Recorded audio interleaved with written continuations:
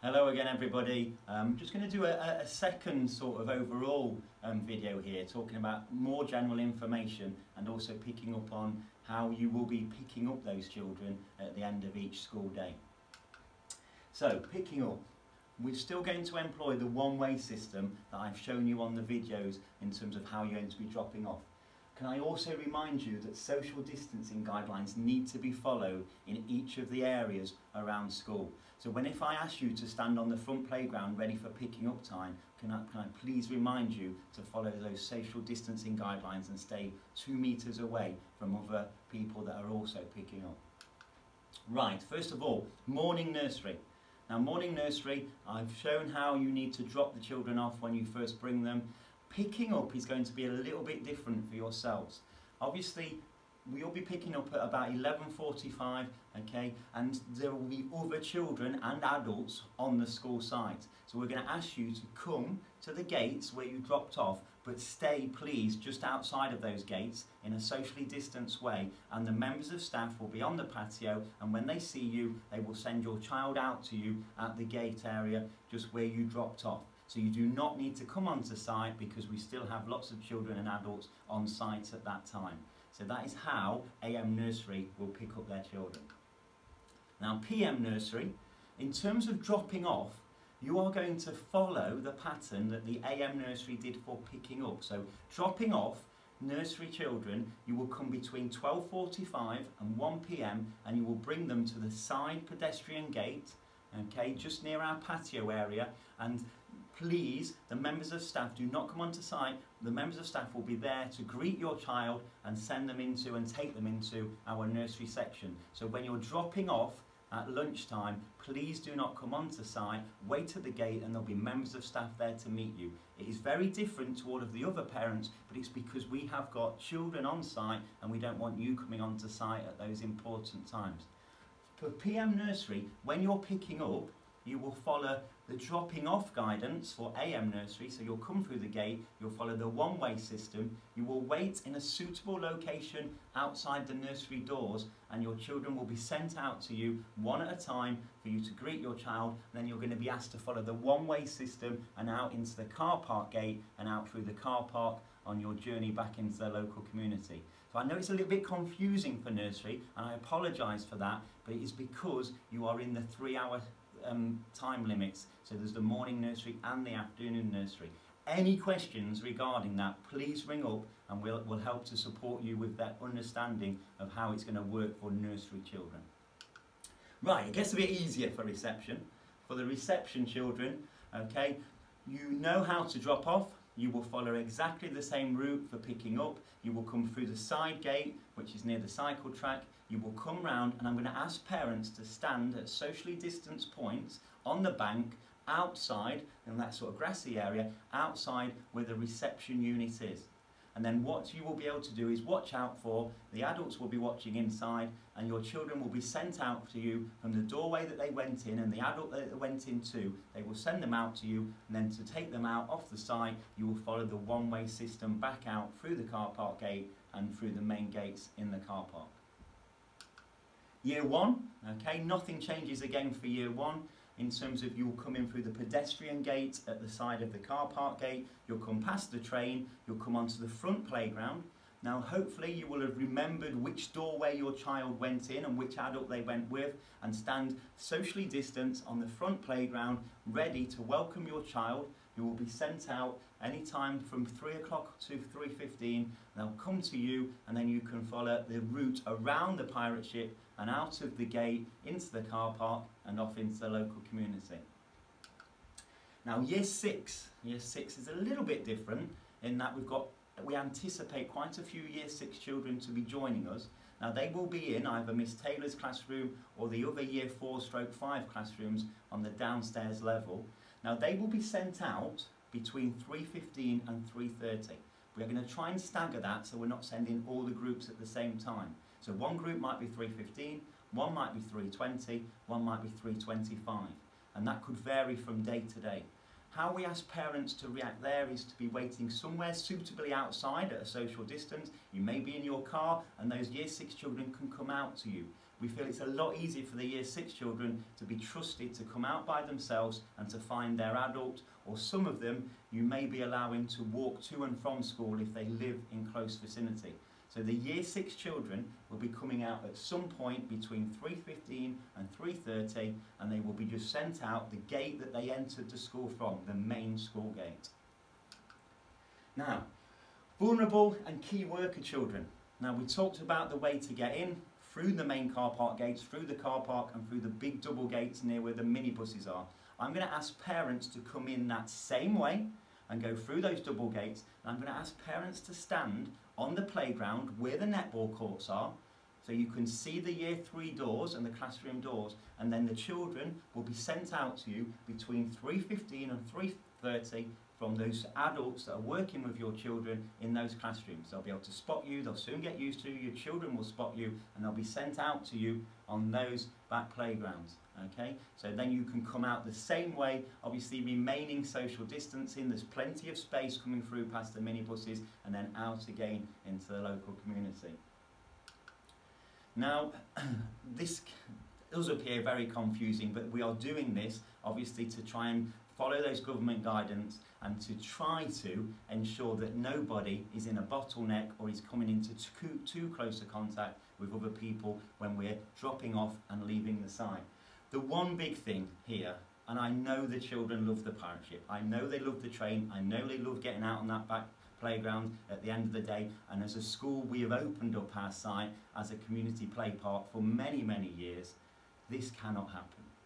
I am really sorry about that, but I think you will understand for obvious reasons at picking up time, you will pick up your child and you will then be able to take them and straight back home, because we cannot have children playing and mixing together at the end of school time. I hope you understand that. The children will be talked to about this. It's going to be on one of the first jobs on that first day, on Monday the 1st of June. We will explain it to the children, and I know those little children will probably not understand that, and I know they'll be desperate to go on the pirate ship, but if you can help us and explain, that is going to be impossible, and they are not going to be allowed to do that at the end of the school day.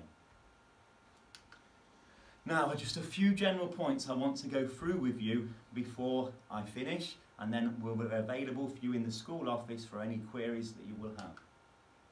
Right, inside of the classrooms, a lot of parents, a lot of staff have asked what the inside of the classrooms will look like. Okay, they'll still be exactly like the classrooms we normally have, but obviously we will be looking at maintaining a social distance for the children. Now that will be a lot, not as easy as people would anticipate. We know we're going to be faced with dilemmas, especially with some of those younger children.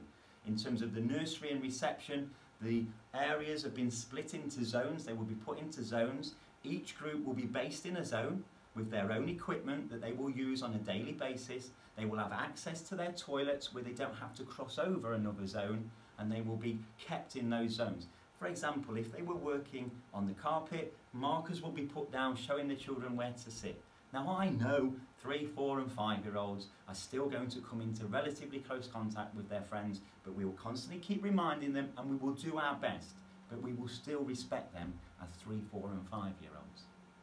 With regards to Year 1, it's a little bit easier because they're in their own designated classroom, they've got their own toilets to access and everything. We will space the desks apart, so if they're doing some work, they will be at a desk, okay, which will not be too far away from their friends and peers, but we will try to create a little bit of social distancing of around 2 meters, so they are kept safe and they are told about how we are managing that. But again, they are going to be 5 and 6 years old, and we will do our best to accomplish that, but we've still got to respect them as children of that age. Year 6 will be a lot easier. They will understand it far better. Their classrooms will be set out with tables at different intervals, and it will be easier to deliver an educational offer for them because they are far better at being able to be getting on with their own independent learning and working independently on their own. They can have discussions in pairs and in groups, but from a socially distanced way. So the Year 6 classrooms will be split up a little bit and where they will be based, okay, and that will be, I think, easier than for the little ones. Right, timekeeping. As you can imagine, timekeeping is vital. If you're late, 10 minutes late every day in terms of dropping off, if you're 10 minutes early in terms of picking up, you are going to create us severe problems at school and severe over amount of people, a too bigger amount of people at different times. So we really insist that you try to stick to these timings as best as you can, so when you're picking up or dropping off, else you're going to create severe problems for us at school, which will not really help us. Social distancing, I don't think you need me to explain how important that is. So when you are dropping off, when you are picking up, can you please maintain that 2 metre social distancing rule like you would do at the supermarket or a B&Q or a home base? So you please respect other people, respect that distance and walk sensibly off the site and off back to your homes. Now, up-to-date information, we need to know what your information is. If you intend to send your child to school, we need to know. You can't just turn up with your child, okay? You must give us plenty of notice. So we ask that you keep us clearly informed about what your intentions are and what you are going to be doing. Okay, some of you may have said, oh, I'm not going to send my child in that first week, but then think, oh, second week I'm going to send them. You can't just turn up on that first Monday morning and say, oh, I'm bringing my child today now. You need to keep us up to date. If we don't know the information, we can't ensure that we are staffing our rooms and our groups with the right numbers and in the right safe way to do it. So please keep us up to date with information. Just with regards to that, we did have a few problems when we sent the letters out to some of our parents from our teachers, because a few parents were ringing us up and saying, I'm sorry, we haven't got our letter. Why have we not got our letter? And we've been saying to them, well, can you tell us your address? Oh yeah, it's such and such, we moved last year. Oh right, well we have your old address still, so can you ensure that we have got all of your up-to-date information, whether that be address, whether that be a phone number, because if we had a problem during the day and your child was showing symptoms and we had to contact you but we didn't have up-to-date information, that would create us a very, very big problem. So please make sure we've got up-to-date contact information, and please make sure if we do ring you, you answer your phone or one of the contacts does. Because if you don't, that is a severe safeguarding risk for us. Right, staff, I had a meeting with our staff last night and they were fully briefed on our initial response and how we are going to manage these very, very difficult times. We spoke at length, we discussed various different issues, and all of the staff have been clearly briefed onto how things are going to work as of the 1st of June. Questions or queries? Now you may have, and I think I still have, thousands of questions you still need answering. Please, if you are unsure of something, contact us and we will do our best to respond to you and answer those questions and queries that you may have. Obviously, as you can imagine, there's some things we possibly may not have the answers to straight away, but we will do our best to try and give you a clear answer as we move on. Over time, things will get easier. People will get used to these new routines, they'll get used to where they're going, and they'll get used to the new structure of our school day. Okay, so if you have got any questions, please, you know where we are, give us a call and we'll do our best to answer those for you. Now, these videos have been very hastily put together. I'm no professional, Phil's no professional cameraman. Okay, we couldn't get hold of Brad Pitt or Matt Damon and we apologise for that. But I wanted to give you clear information as to what life will look like at Barnby Road. And that is the intention of all these short videos. We've done our best and I'm hoping it's given you some clarity to help you make an informed decision about what you would like to do on Monday the 1st of June and how things are going to be for you on Monday the 1st of June. Okay, again, if there's things I haven't explained carefully enough, things you're still unsure about, please ask. But these videos were put together very, very quickly with very, very little time to think about it. I've had very little sleep, but I wanted to give you as much information as I could through these videos, and I feel this is the best way to show you. It's so easy to just walk you through the route you will take rather than to put it on a piece of paper and confuse you even more. Now, written guidance will come out okay, explaining all of the things that we have talked about on these videos in hopefully a clear and concise way. So if you need to refer back to it, you can do. Obviously the videos will still be available on YouTube and through our Facebook and website, so you can still access the videos and watch them over and over again to fully understand what you've got to do. But written guidance will be emailed to all parents and carers explaining these details at some point next week. Right, that's me done. I'm going to go and have a long lie down this afternoon and have a little bit of a relax. All I can ask you to do now is stay safe, look after your children, look after your families, and if you have got any questions or queries, you know where we are. The office will be manned all of next week, and we will have people in the majority of half term if you do have any questions or queries within the next 2 weeks. Stay safe everybody, and we hopefully will see some of you on Monday the 1st of June. Thank you.